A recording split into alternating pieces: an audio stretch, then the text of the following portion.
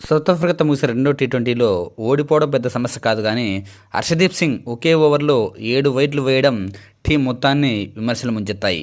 మరీ ముఖ్యంగా Harshdeep సింగ్ను. First టీ20లో hero అయిన హర్షదీప్ సింగ్ ఈ మ్యాచ్లో పూర్తిగా జీరో అయిపోయాడు. ఫెయిల్ కావడం, పరుగులు సమర్పించుకోవడం, వికెట్లు తీయడం అతనికి కొత్త కాదు. బూమ్రా కంటే ముందే టీ20లో 100 వికెట్లు తీశాడు. అంటే బూమ్రా కంటే ఎక్కువగా పవర్ ప్లేలో కూడా వికెట్లు తీశాడు అంటే అతని టాలెంట్ గురించి ఎవరికీ సందేహం లేదు.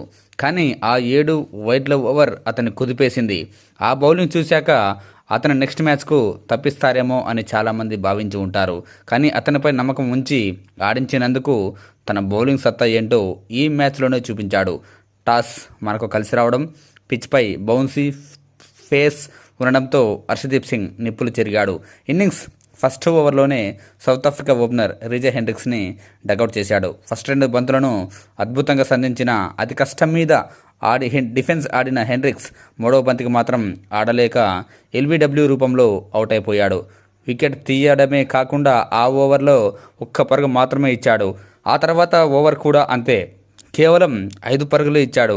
ఇక తన 3వ ఓవర్లో 3 పరుగులతో మొదటి 3 ఓవర్లు కేవలం 9 పరుగులే ఇచ్చాడు. దీంతో చాలా ఇంపార్టెంట్ అయిన 3 పవర్ ప్లే ఓవర్లలో కేవలం 9 పరుగులు మాత్రమే ఇచ్చాడు.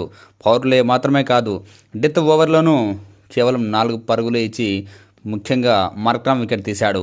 దీంతో తన 4 ఓవర్ల కోటాలో కేవలం 13 పరుగులు మాత్రమే ఇచ్చి 2 కీలక వికెట్లు తీశాడు. సౌత్ ఆఫ్రికా అతి తక్కువ స్కోర్కే కట్ అయిందంటే ఖచ్చితంగా హర్షదీప్ సింగ్ అద్భుత బౌలింగ్ కూడా ఒక కారణం. దీంతో పోయిన చోట వెతుక్కోవడం అంటే ఇదే అంటున్నారు క్రికెట్ విశ్లేషకులు.